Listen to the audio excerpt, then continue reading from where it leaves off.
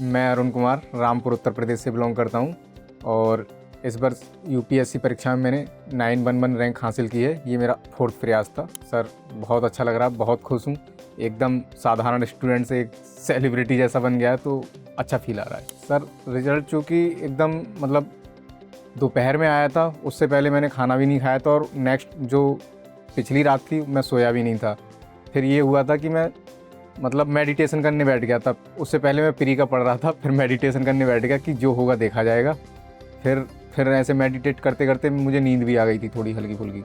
फिर मेरे दोस्तों ने मुझे फ़ोन किया कि ऐसा है कि आपका हो गया है सिलेक्शन, तो मुझे खुशी हुई। फिर 2-3 दोस्तों के और जो मेरे मेंटर्स थे उनके कॉल आए कि सर कॉन्ग्रेचुलेसन, आपका सिलेक्शन हो गया है।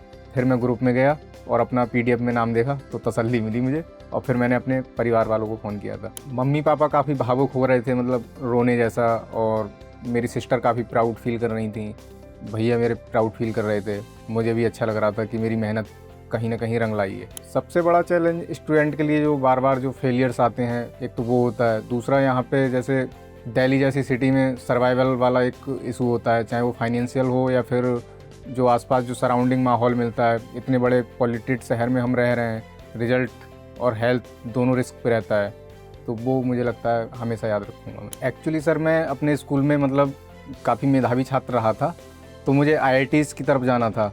तो मैं अपने जो मैथ के सर थे मैं उनसे पूछने गया था, सर मुझे IIT करना है और उसके बाद फिर मुझे कहीं ना कहीं IAS बनना है। तो वो बोले थे आप एक चीज़ चूज़ करो। फिर IIT हालांकि मैंने दिया था लेकिन मैं सक्सेस नहीं हो पाया था उस साइड। फिर मैंने दिल्ली यूनिवर्सिटी में एडमिशन लिया और फुल फ्लेज तरीके से यूपीएससी की तैयारी की साथ साथ। हाँ बिल्कुल नहीं है सर, मैंने सिंपल BA किया है हिंदू कॉलेज से, और मुझे लगता है मेरी जो पर्सनैलिटी ग्रूम हुई है कि मैं यूपीएससी के लिए सेलेक्ट हो पाऊँ, उसमें बहुत बड़ा योगदान दिल्ली यूनिवर्सिटी का है। दृष्टि IAS का जो अस्मिता प्रोग्राम है हिंदी माध्यम के छात्रों के लिए, वो उनके लिए मतलब एक ऑक्सीजन जैसा सपोर्ट सिस्टम है। चाहे वो आंसर राइटिंग के लेवल पे हो या जो एक सॉलिड कंटेंट जो प्रोवाइड करवाते हैं वो हो, और अच्छे शिक्षकों का जो मार्गदर्शन यहाँ पे मिलता है, उस तरह से मेरे सफलता में दृष्टि संस्थान का योगदान था। क्योंकि सर एक बड़ा कंपटीशन है, बड़ा प्लेटफॉर्म है, बहुत सारा लोग प्रयास करता है इसमें, तो अगर हम अच्छा मार्गदर्शन नहीं प्राप्त कर पाते हैं तो मतलब भटकते रहते हैं और एक ट्रैप में फंस जाते हैं बार बार, जो फेलियर्स का जो ट्रैप बनता है।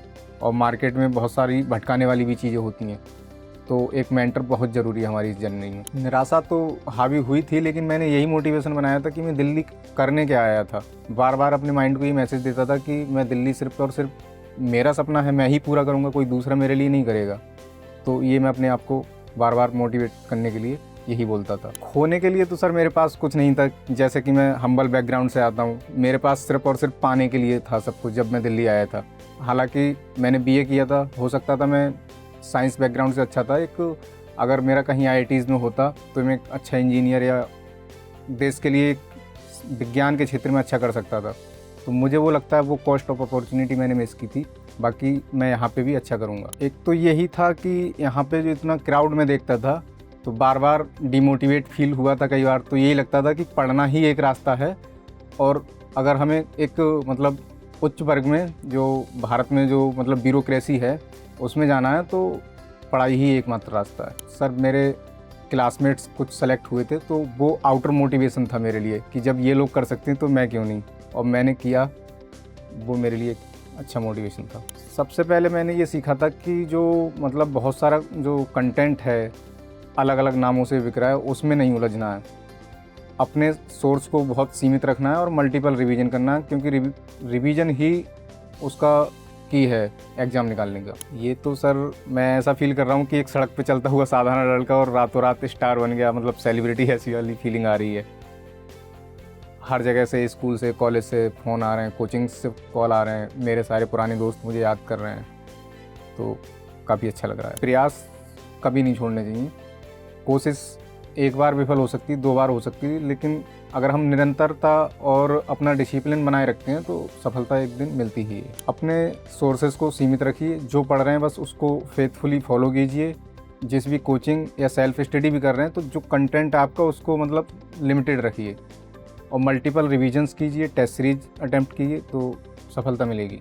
2 पंक्तियों में तो सर कहना थोड़ा मुश्किल होगा, लेकिन दृष्टि को जैसे मैं जानता हूँ तो वो अस्मिता प्रोग्राम के थ्रू जानता हूँ। अस्मिता मतलब हिंदी माध्यम के लिए ऑक्सीजन। यही है कि ईमानदारी से और नेक दिली और नेक नीयत से अगर हम कोई काम करते हैं तो प्रकृति भी हमारा कहीं ना कहीं साथ देती है।